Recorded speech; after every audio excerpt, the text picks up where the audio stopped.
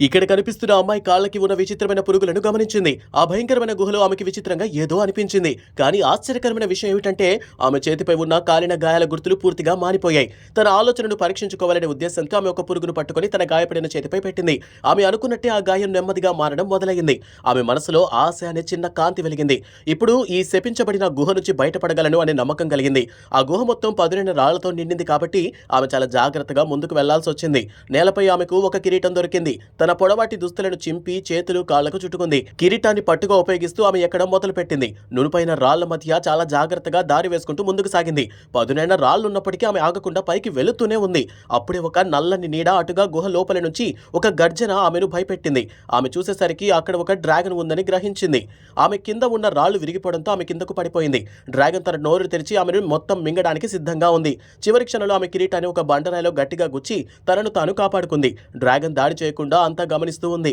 ఆమెను ఇంకో ప్రయత్నం చేయమని చెప్పినట్లు అనిపించింది. చివరికి ఆమె బయటకు వచ్చినప్పుడు ఆమె ముందు నిలువుగా ఉన్న ఒక భారీ కొండచర్య తప్ప ఇంకేమీ కనిపించలేదు.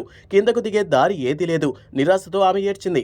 అంతలో దూరంలో కొంతమంది కనిపించడంతో ఆమె సహాయం కోసం కేక వేసింది. అదే సమయంలో డ్రాగన్ మళ్లీ ప్రత్యక్షమై ఆమె దారిని అడ్డుకొని దాడి చేసేందుకు సిద్ధమైంది. అప్పుడు ఆమె తండ్రి ఆయనతో ఉన్న సహచరులు అక్కడికి వస్తారు. డ్రాగన్ దృష్టిని వారు అంతా కలిసి మళ్లించారు. కోపంతో డ్రాగన్ ముందుగా వారి పని తెలుసుకోవాలని నిర్ణయించుకుంది. ఇంకో దారి కనిపించక ఆమె తన తండ్రి కోసం తాను డ్రాగన్ కి త్యాగం చేయాలని నిర్ణయించుకుని మళ్లీ గుహలోకి వెళ్లిపోయింది. అదే క్షణంలో ఆమె తండ్రి ఏమాత్రం వెనకాడకుండా డ్రాగన్ పై నేరుగా దాడి చేసి కూతురిని కాపాడతాడు.